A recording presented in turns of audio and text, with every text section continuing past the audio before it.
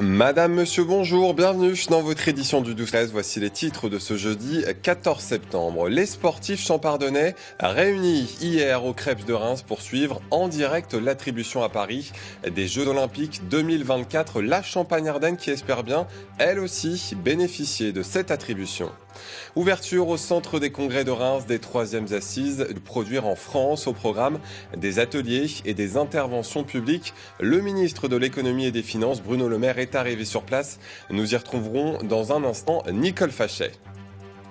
À Givet, dans les Ardennes, des gaufres produites par une société ont été retirées du marché en raison de traces de fipronil, un insecticide détecté par la société elle-même qui a alerté les autorités. Un reportage sur place dans un instant. L'invité de ce 12-13, Jérémy Dravigny, l'organisateur du festival de musique La Poule des Champs, qui débute demain à Aubérive, dans la Marne. 600 000 spectateurs attendus pour venir écouter, entre autres, Trio, Cocoon et Matmata. Bonjour et à tout à l'heure. C'est désormais certain, les Jeux Olympiques 2024 auront bien lieu à Paris. Une décision saluée hier soir par les athlètes et responsables du sport en Champagne-Ardenne qui s'étaient réunis au Crêpes de Reims. La Champagne-Ardenne qui espère bien, elle aussi, tirer parti de cette attribution. Clément Meunier et Claudine Crène. Paris 24, Los Angeles 28. 13h à Lima, lieu de la décision. 20h hier au Crêpes de Reims. Les sportifs champardonnais et les responsables du sport de la région viennent d'apprendre officiellement que Paris sera bien la ville hôte des Jeux de 2024.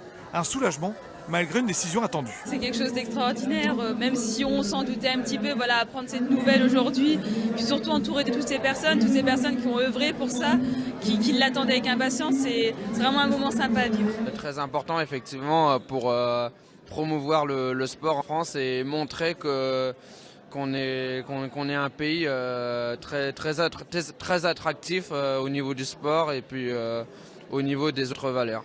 Lucas Créange, quart de finaliste des Jeux paralympiques de Rio en tennis de table, qui se voit bien prolonger désormais sa carrière jusqu'en 2024 où il aura 32 ans. Une possibilité évoquée également par le triathlète Vincent Louis, présent à Londres, et Rio, qui aura 35 ans lors des Jeux en France. En tant que sportif, moi ça me donne un petit peu l'envie de suivre ma carrière jusque-là.